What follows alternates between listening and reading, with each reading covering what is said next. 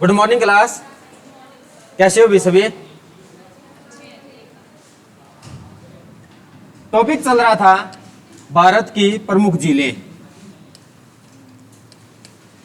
भारत की प्रमुख झीलें। कल हमने कितने राज्य की झीलें पढ़ ली थी? 13। और उसके बाद अब हमारे पास 4 या 5 राज्य और बचते हैं जहां से प्रमुख जिले आएंगे और एग्जाम में प्रश्न पूछे जाते हैं। शुरुआत हमने कहां से की थी?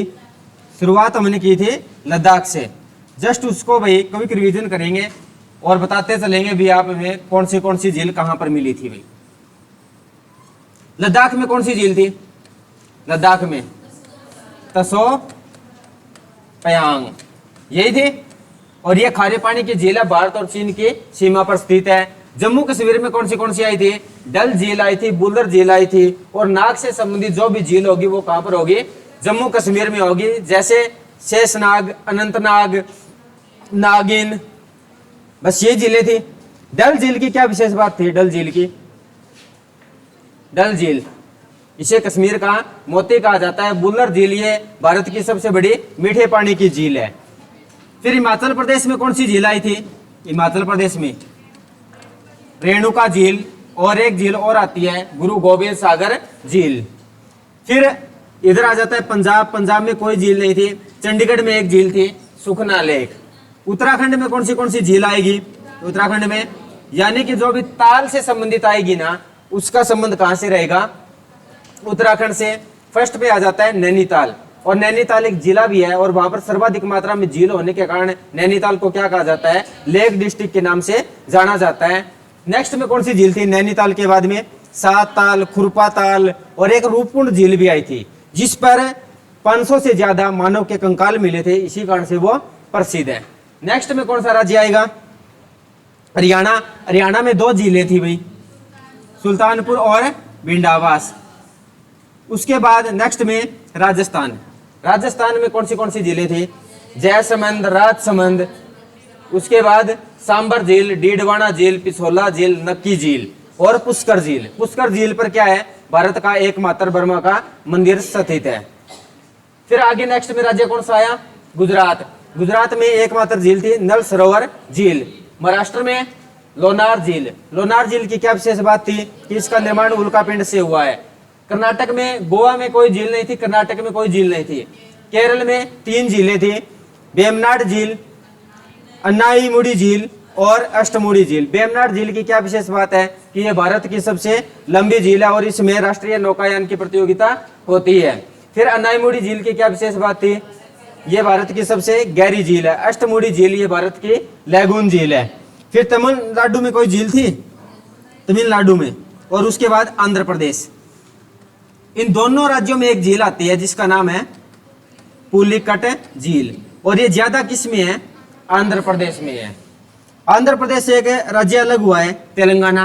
तेलंगाना में 2 झीलें थी, हुसैन सागर झील और उस्मान सागर झील। हुसैन सागर झील तो चलो ठीक है, जो उस्मान सागर झील है उसकी क्या विशेष बात थी? यह मूसी नदी के किनारे पे, यह कह सकते हैं कि मूसी नदी के रास्ते में स्थित है। मूसी नदी के किनारे शहर कौन सा था? हैदराबाद। फिर और आगे चलेंगे तो हमारे पास राज्य कौन सा आएगा? उड़ीसा। और उड़ीसा में एक झील आती है जिसका नाम है चिल्का झील। और चिल्का झील की क्या विशेष बात रहेगी? कि ये भारत की सबसे बड़ी खारे पानी की लैगून झील है। लैगून झील आपको बता दिया गया था भी क्या थी? कि एक ऐसी झील जिसका पानी जिसमें समुद्र का पानी आ जा सकता है, यही रहेगा। और राज्य कौन सा आएगा अब? उड़ीसा। हेडिंग डालिए भाई, उड़ीसा।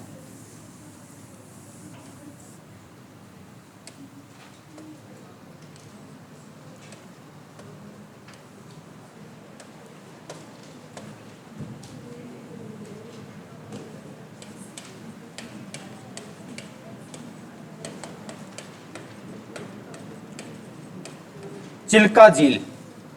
और इस झील की विशेष बात यह रहेगी कि भारत की सबसे बड़ी खारे पानी की लैगून झील।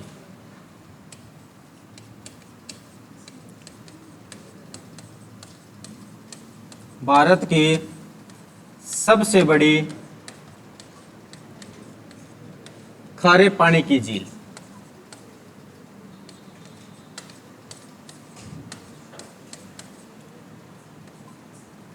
लैगून झील। और बहुत बार प्रश्न पूछा जाता है भाई,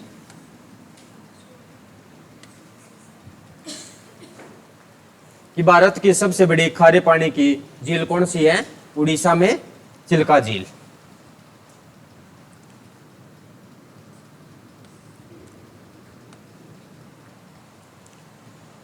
अब इसी क्रम में दक्षिण से ऊपर जा रहे हैं, नेक्स्ट राज्य कौन सा आएगा उड़ीसा के ऊपर?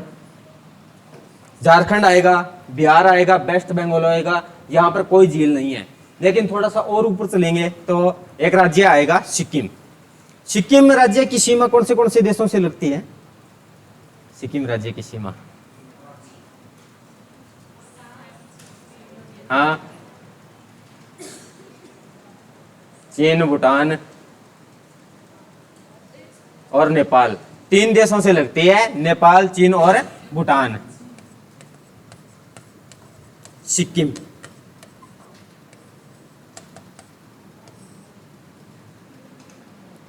यहां पर झीलें हैं, सोंगमा झील और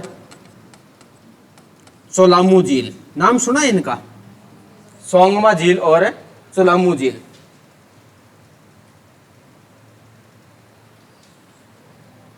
सोंगमा झील और सोलामू झील।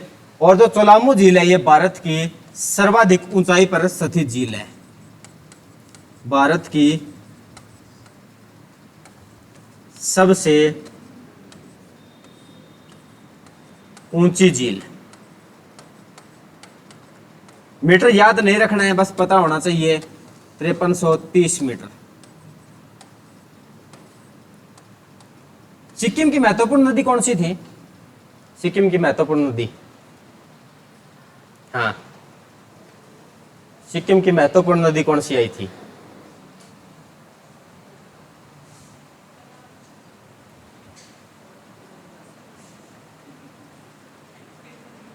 हाँ भाई, नदियां पढ़ी है, ब्रह्मपुत्र नदी पर तंत्र पढ़ा था हमने। मैंने तो एक ही तो बात पूछी है भाई, मैं बता दूं।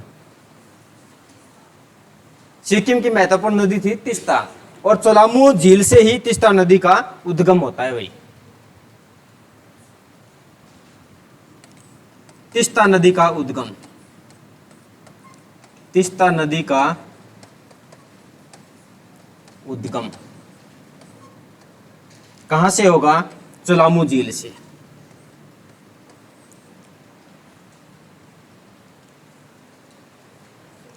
सिक्किम, सिक्किम के बाद जब पूर्व की ओर जाएंगे तो पूर्वोत्तर राज्यों में 7 राज्य ऐसे हैं जिसको हम 7 सिस्टर के नाम से जानते हैं, और उनमें से केवल एक ही राज्य में एक झील पाई जाती है जो कि मणिपुर में स्थित है। मणिपुर में कौन सी झील स्थित है? लोकटक झील। मणिपुर लोकटक झील।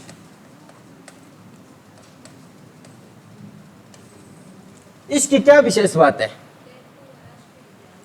यहां पर एक राष्ट्रीय उद्यान है। राष्ट्रीय उद्यान का नाम क्या है भाई? इसमें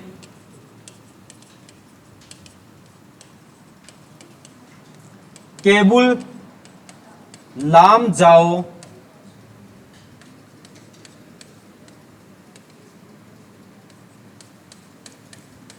राष्ट्रीय पार्क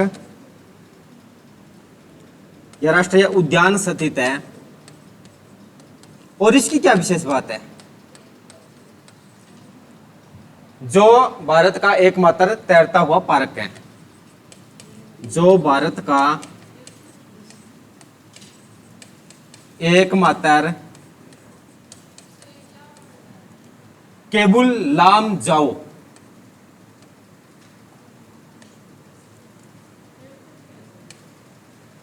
भारत का एकमात्र तैरता हुआ पार्क है।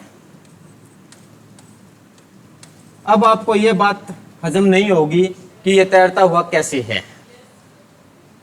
पता है मेरे को, इतनी तो उम्मीद कर सकते हैं आपको। हाँ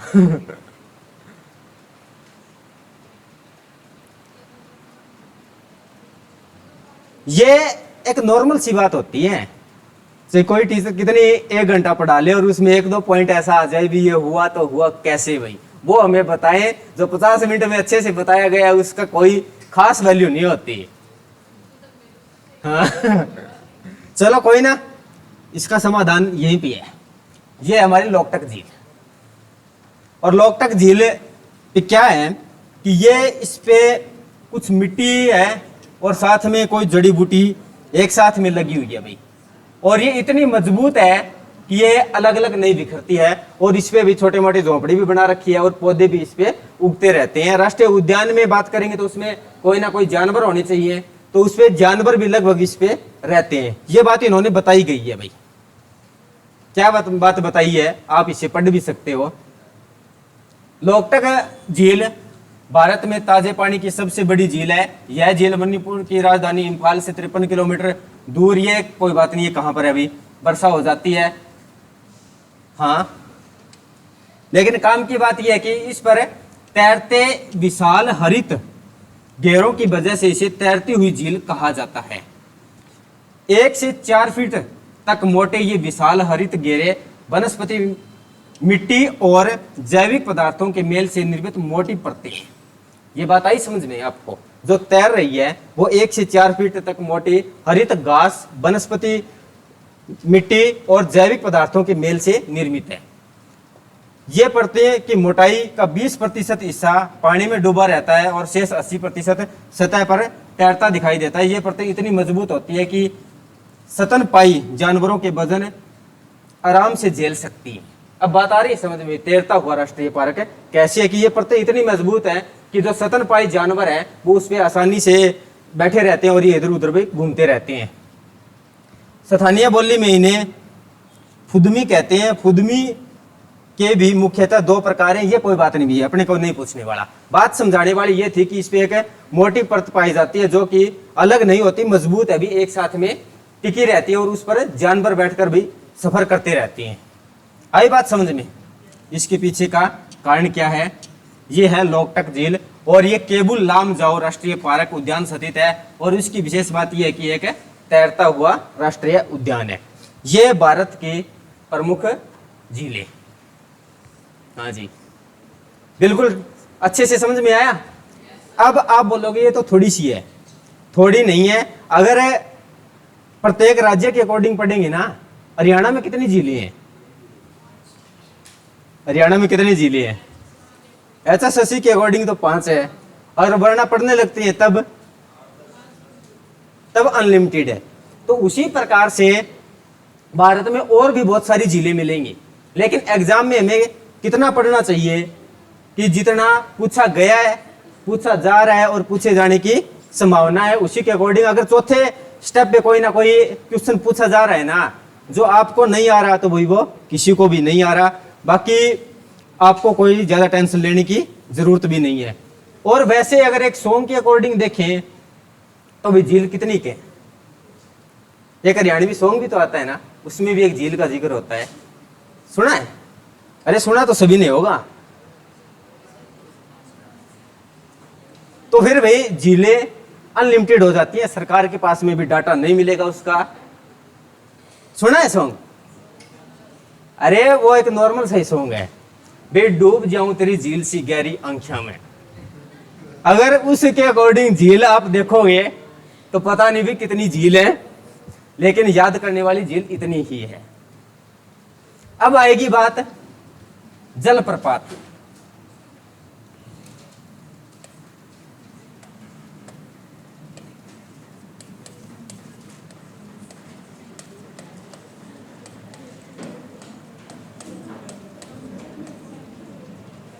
अब ये जलप्रपात क्या होते हैं भी?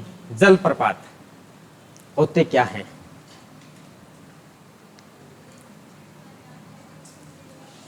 यानी कि कहीं ना कहीं कोई पहाड़ी, चट्टान या ऊंचाई से गिरने वाले पानी को हम क्या कहते हैं? जलप्रपात कहते हैं, या झरने के नाम से जानते हैं।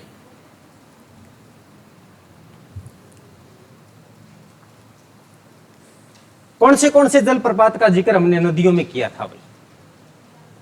हाँ जी, किया था। आधे से ज्यादा जलप्रपात नदियों में कर चुके हैं। अब उसी के बहाने भी नदियां और जलप्रपात दोबारा से रिपीट हो जाएंगे भी, और देखेंगे कौन सी आपको याद है या याद नहीं है। सबसे पहला जलप्रपात आया था हमारे पास राजस्थान में।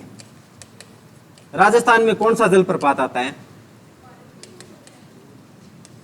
भारत के प्रमुख जल, या भारत के जलप्रपात भी करोगे तो भी ठीक है। जलप्रपात राजस्थान में कौन सा जलप्रपात आया था? सुलिया जलप्रपात।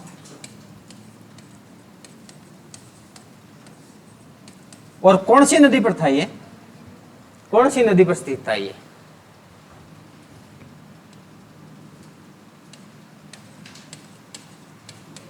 चंबल नदी। आया कुछ याद है? चाहे से चंबल नदी और चाहे से चुलिया जलप्रपात। और इसकी एक विशेष बात और भी थी कि ये राजस्थान का सबसे ऊंचा जलप्रपात।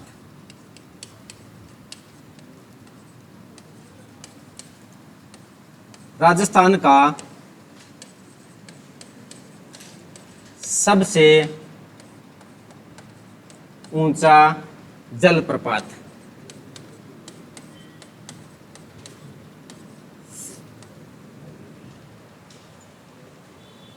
याद रखना तो भाई आसान सही है, यानी कि ये जैसे ये स्टार्ट हो रहा है चुलिया जलप्रपात और जैसे ही चंबल नदी स्टार्ट हो रही है, और ये है कहां पर? भी राजस्थान में, और राजस्थान की मुख्य नदियों में शामिल होती है चंबल नदी। फिर आगे चले तो नेक्स्ट राज्य में मध्य प्रदेश में हमने कोई 2-3 जलप्रपात पढ़े थे भाई। मध्य प्रदेश में, हाँ जी, एमपी में कौन से जलप्रपात पढ़े थे? याद भी है या सारे भूल गए भाई?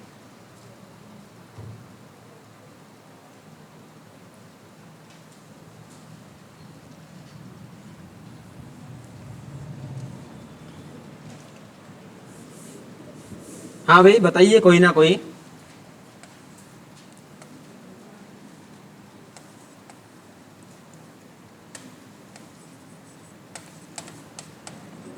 धुआंधार जलप्रपात था।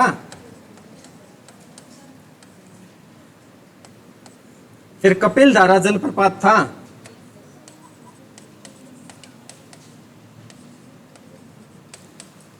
कपिलधारा जलप्रपात। फिर एक जलप्रपात और आता है सहस्त्र जलप्रपात, ये भी था या नहीं था? और ये जलप्रपात कौन सी नदी पर आए थे?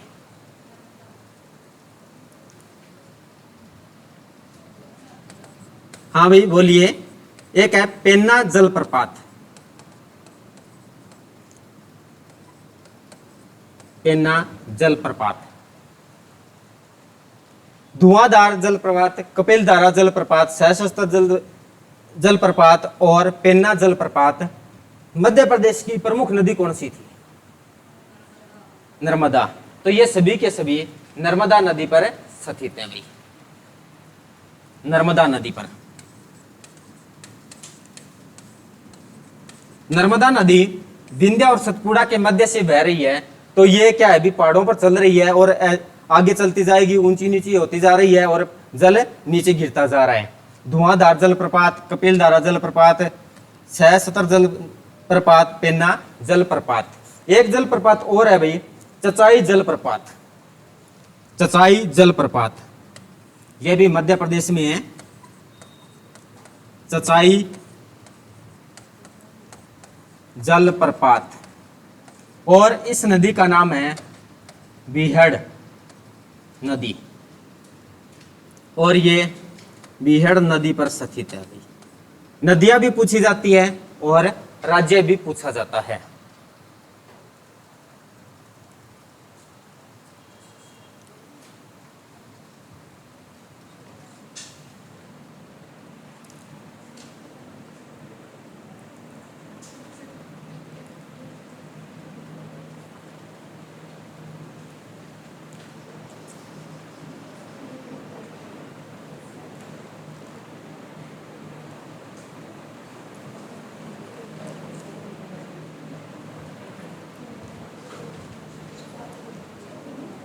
अब देखो भाई, याद कैसे करोगे? नर्मदा नदी क्या है? मध्य प्रदेश की मुख्य नदी है, या हम कह सकते हैं कि नर्मदा नदी मध्य प्रदेश की जीवन धारा है।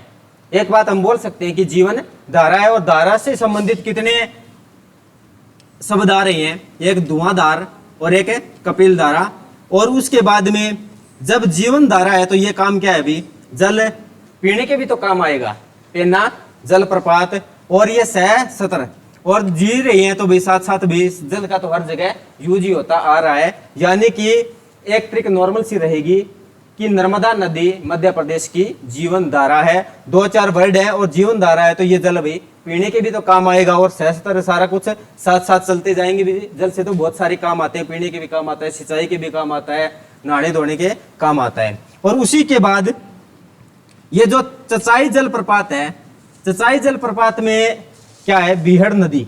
बीहड़ को हम कह सकते हैं कि भीड़, और भीड़ के मध्य में कोई ना कोई फंस जाए, या नरम व्यक्ति या नरम दिल का व्यक्ति फंस जाए, डरपोक सा हो, तो वो क्या करने लगेगा? चिल्लाने लगेगा चचाई। ठीक है, चचाई जलप्रपात बीहड़ में है, बीहड़ नदी पर, और कहां पर है? मध्य प्रदेश में स्थित है। बात यही समझ में सभी को? फिर नेक्स्ट में राज्य कौन सा आएगा? मध्य प्रदेश के साथ में लगता आता है छत्तीसगढ़। छत्तीसगढ़ के बाद में झारखंड। छत्तीसगढ़ में कौन सा जलप्रपात आएगा? छत्तीसगढ़ में कौन सा जलप्रपात आएगा?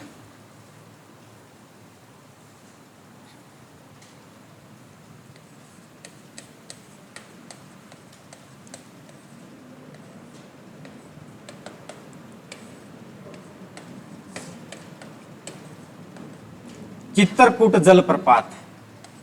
और ये कौन सी नदी पर था? अगर ये नहीं बताया है ना तो सारे के सारे पिटोगे। अब चित्रकूट जलप्रपात,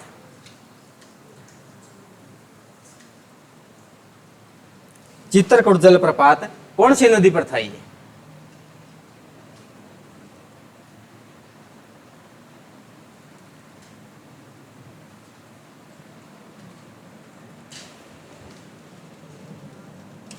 इरावदी नदी पर। इरावदी नदी पर। और भारत के चित्रकूट जलप्रपात है, इसे क्या कहा जाता है? इसे क्या कहा जाता है? इसे भारत का न्यागरा कहा जाता है। और न्यागरा जलप्रपात कहां पे है अभी? न्यागरा जलप्रपात उत्तर अमेरिका में सेंट लॉरेंस नदी पर स्थित है, और उसकी आकृति और इसकी आकृति मिलती जुलती है।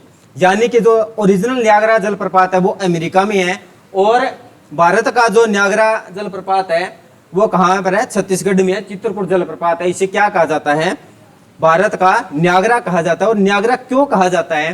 इन दोनों की आकृति सेम है, और आकृति कैसी है कि घोड़े के नाल जैसी इसकी आकृति है। अभी घोड़े के नाल जैसी आकृति होने के कारण इसे भारत का न्यागरा कहा जाता है। घोड़े के नाल की आकृति के कारण इसे भारत का न्यागरा कहा जाता है।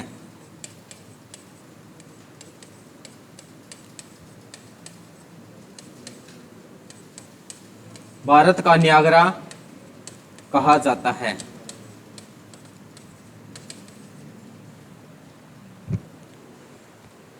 ये जलप्रपात भाई मोस्ट इंपॉर्टेंट है। छत्तीसगढ़ के बाद इसी के साथ में सीमा साझा करता हुआ एक राज्य आएगा, झारखंड। झारखंड की कौन सी नदियां थी जो हमने पढ़ा था छोटे नागपुर के पठार में? झारखंड।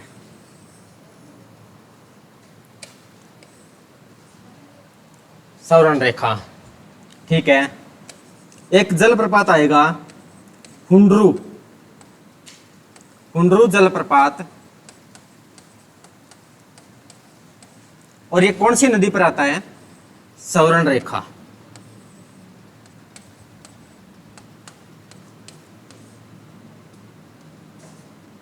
सौरण रेखा नदी पर। सवर्ण रेखा नदी की ओर क्या विशेष बात थी भाई? सवर्ण रेखा नदी की ओर क्या विशेष बात थी? इसका उद्गम कहां से होता है? छोटा नागपुर के पठारी यानी कि रांची से इसका उद्गम होता है और ये आगे बंगाल की खाड़ी में चली जाती है। और क्या विशेष बात थी इनकी?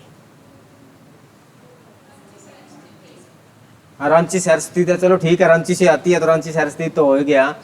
और क्या विशेष बात थी यहाँ पे? ना जी, हाँ, रूर प्रदेश कहा जाता है। हाँ ठीक है। और कोई अन्य बातें? इस नदी के किनारे औद्योगिक इकाइयों की अधिकता होने के कारण इसका जल को क्या है, दूषित हो चुका है, इसलिए इसे जैविक मरुस्थल के नाम से भी जानते हैं। सवर्ण रेखा पढ़ा था हमने? पढ़ा तो था, लेकिन घर पे जाके नहीं पढ़ा, दिक्कत ये है। और झारखंड में जो रांची शहर है उसे भारत का झरनों का शहर कहा जाता है भाई। रांची को भारत का झरनों का शहर कहा जाता है। झरनों का शहर कहा जाता है। रांची शहर को भारत का झरनों का शहर कहा जाता है।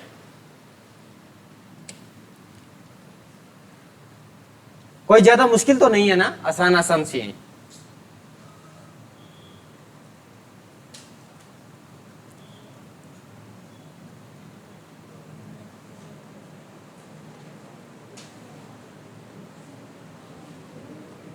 आगे चलें, आगे चलेंगे तो राज्य आएगा उड़ीसा।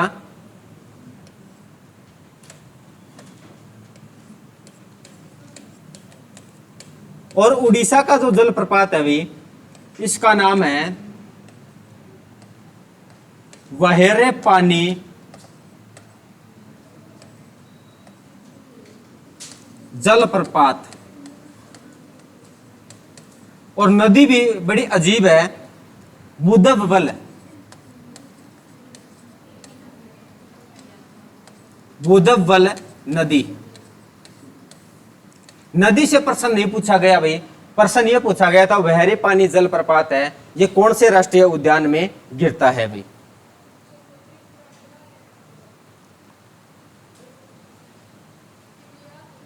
ट्रिक क्यों है? मध्य प्रदेश की ट्रिक आई थी।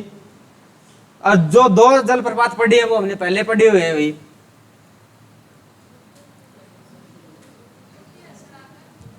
ये बुदबवल नदी है और ये एक वहां पर जलप्रपात बना हुआ है जिसका नाम है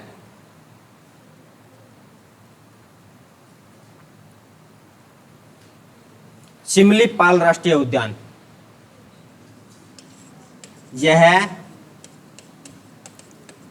शिमलीपाल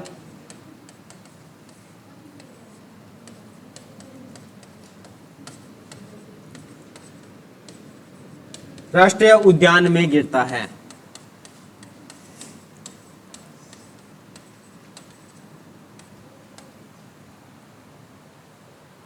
यह शिमलीपाल राष्ट्रीय उद्यान में गिरता है।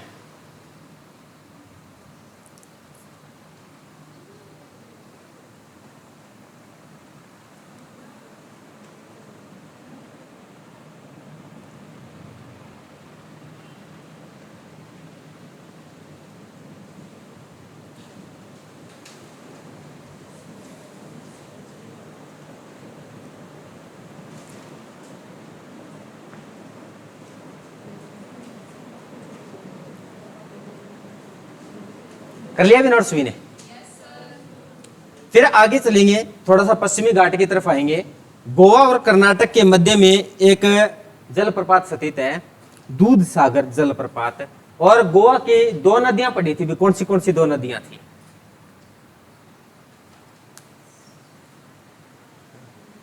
गोवा की दो नदियां थी, मांडवी और जुआरी।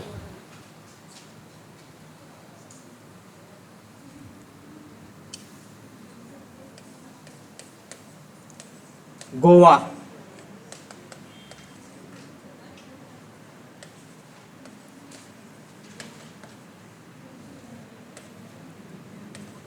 दूध सागर जलप्रपात।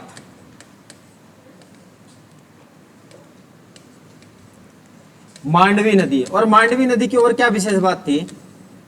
मांडवी नदी और क्या विशेष बात थी?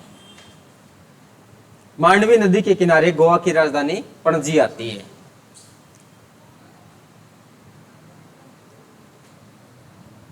और भी ज्यादा अगर पूछ लेना तो ये ज्यादातर गोवा में है और थोड़ा सा भाग इसका कर्नाटक में आता है।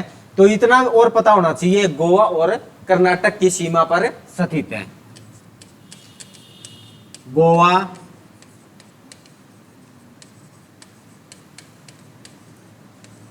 और कर्नाटक की सीमा पर स्थित है।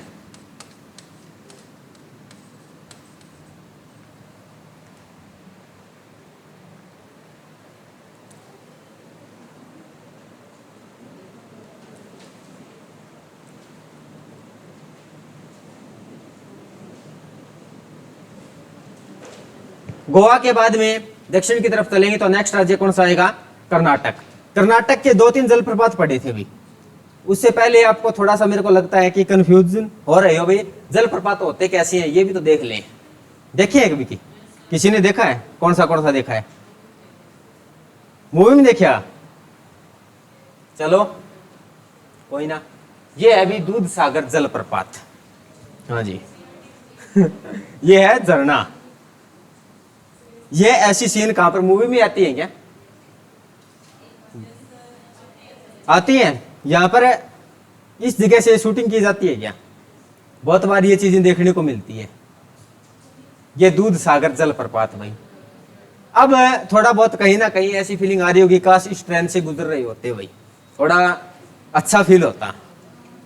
यही बात है ना, बहुत ही अच्छा फील हो रही है ना। तो बहुत इच्छा फील हो रही है तो इसी के लिए या तो यही देख सकते हैं या फिर जाने के लिए भाई हमें और मेहनत करनी होगी। जाना यहाँ पे मुश्किल नहीं है, मुश्किल क्या है? मेहनत करनी है।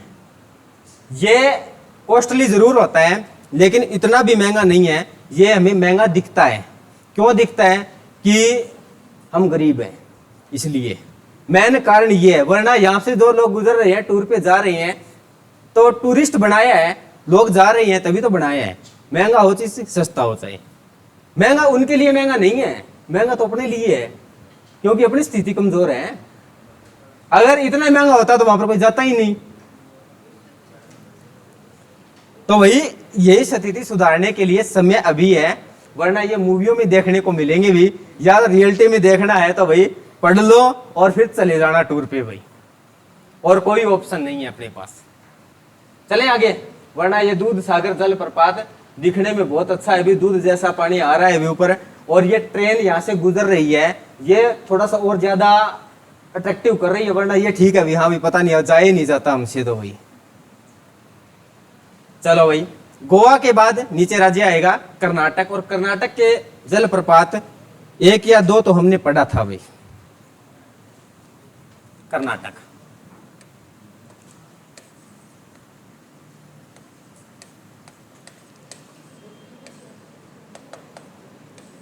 कर्नाटक, कर्नाटक में पहला जलप्रपात आया था जोग।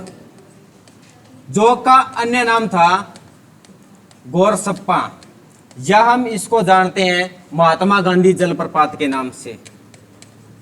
महात्मा गांधी जलप्रपात। अब ये कौन सी नदी पे था भाई? ये कौन सी नदी पर स्थित था? महात्मा गांधी जलप्रपात, ये कौन सी नदी पर स्थित था?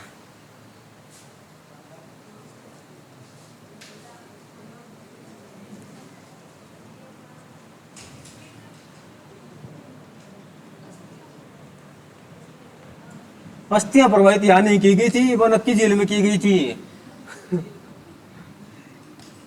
ये शरावती नदी पर था, शरावती नदी। ये झील नहीं है, ये महात्मा गांधी जलप्रपात है। और ये जलप्रपात 4 जलधाराओं में विभक्त है अभी।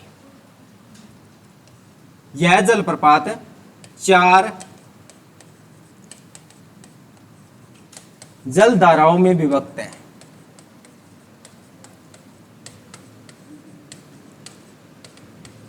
वो कौन सी आती हैं? राजा, रानी,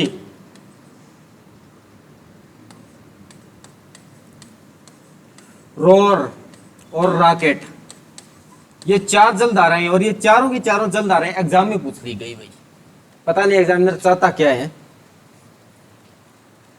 किस मूड में है, उसका मूड के अकॉर्डिंग हमें चलना होगा भाई। मान के चलिए हम यहाँ खड़े हैं और एग्जामिनर की सोच यहाँ पे है, उसको ये बात तो नहीं कह सकते भी तुम थोड़ा सा अपने सोच नीचे लिए, अभी मेरे बातों को नहीं पहुंच सकते। यह हमें यहाँ पर जाना पड़ेगा भाई, उसकी सोच से सोच मिलानी पड़ेगी, तब बात बनेगी।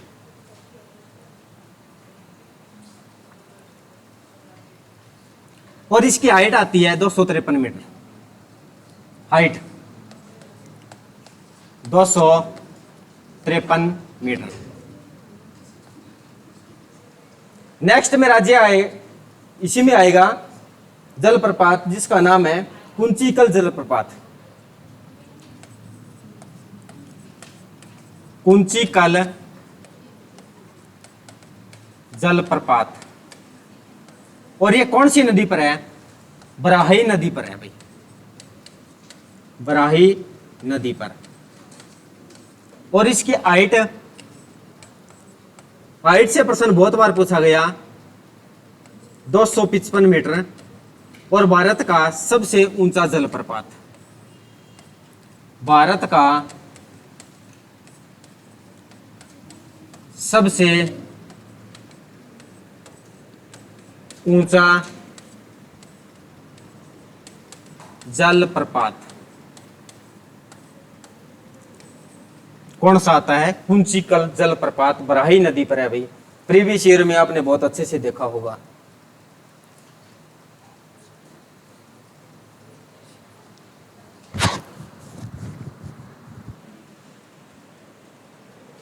दो जलप्रपात, जोग, गोरसपा, महात्मा गांधी, ये इरावदी नदी पर है।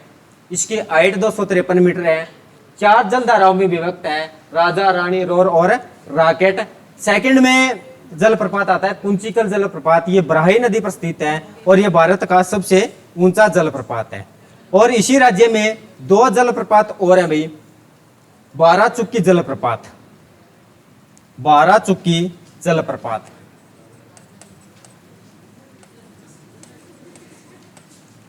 बारह चुकी जलप्रपात कावेरी नदी पड़ी थी, उसके मध्य में कुछ द्वीप आए थे भाई, द्वीप आए थे। कौन से द्वीप आए थे? कावेरी नदी पड़ी थी, 3 द्वीप आए थे, शिवसुंदरम, श्रीरंगपट्टनम, श्रीरंगम। और जो पहला द्वीप था शिवसुंदरम, वहां पर एक शिवसुंदरम जलप्रपात भी स्थित है। शिवसुंदरम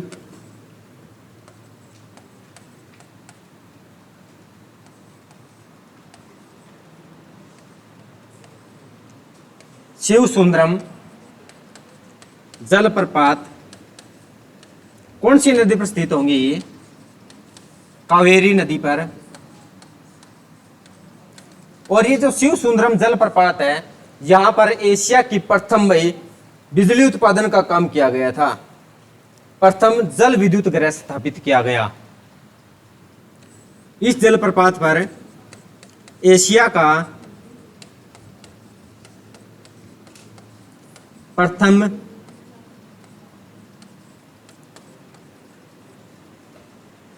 विद्युत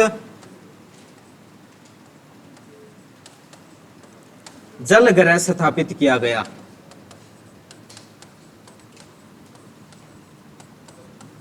यह प्रश्न भी बहुत बार पूछा जाता है अभी। शिवसुंदरम जलप्रपात पर एशिया का प्रथम विद्युत जल गृह स्थापित किया गया।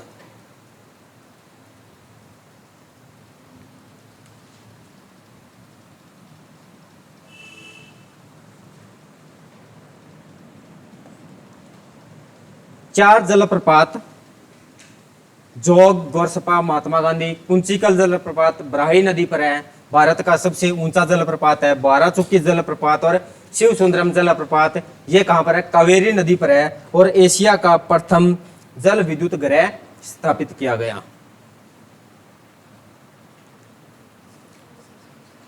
हाँ, जोग सबसे ऊंचा नहीं है, अभी कुंचिकल सबसे ऊंचा है। दूसरा जोग है, सेकंड नंबर पे जोग आता है। जो आपने प्रीवियस ईयर क्वेश्चन में देखा होगा ना, उसमें कुंचिकल ऑप्शन में नहीं था। ऑप्शन के अकॉर्डिंग भी आंसर देने पड़ते हैं।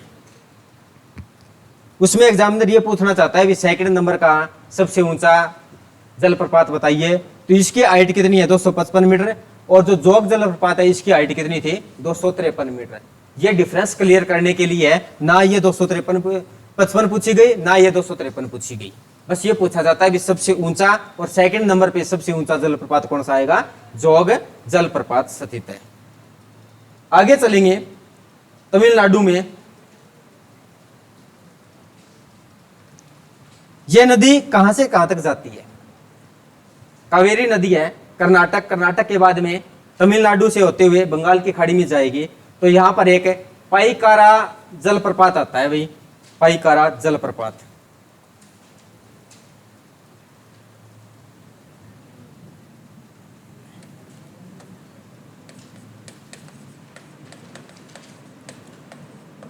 तमिलनाडु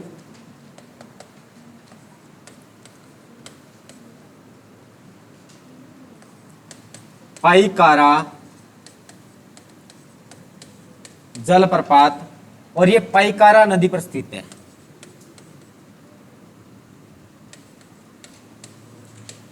पाईकारा नदी पर स्थान पूछी जाती है अभी नीलगिरी की पहाड़ी पर। नीलगिरी की पहाड़ियां कहां थी? तमिलनाडु में थी। और तमिलनाडु में एक पर्यटन स्थल भी आया था, ऊंटी या उटकल आया था, तो ये वहीं पर आता है भाई, नीलगिरी पहाड़ी पर। और ऊंटी या उटकल मंडल के पास स्थित है, नीलगिरी पहाड़ी पर।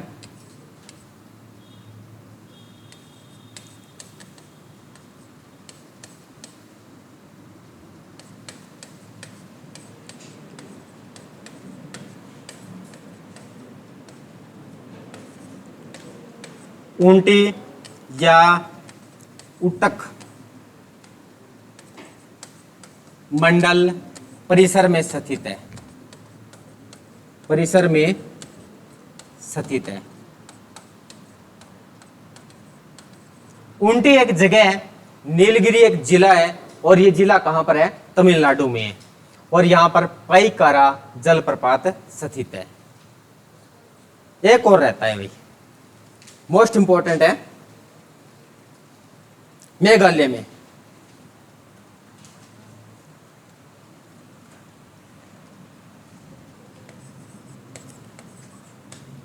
मेघालय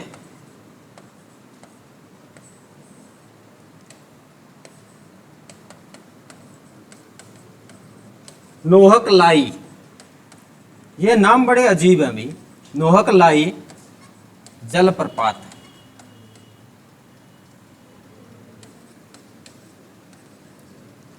नोहक लाई जलप्रपात क्या मुश्किल हो गया क्या ये भी?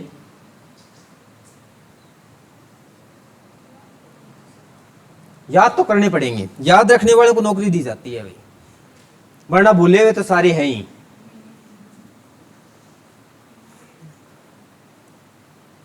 नोहक लाई जलप्रपात, और ये कोई नदी पर नहीं है अभी। सब भारत में सबसे ज्यादा वर्षा कहां पर होती है? मेघालय में होती है। तो इसका जल स्रोत वर्षा है, जल स्रोत वर्षा है। प्रश्न ये पूछा गया था कि एक ऐसा जलप्रपात बताइए जिसका जल स्रोत वर्षा है। ऑप्शन में ये नोहक लाई जलप्रपात है, और भाई बहुत सारे जलप्रपात है। ऑप्शन 3 तो कोई से भी दे सकता है। जल स्रोत वर्षा, इसलिए ये मोस्ट इंपॉर्टेंट है भाई, जल स्रोत वर्षा।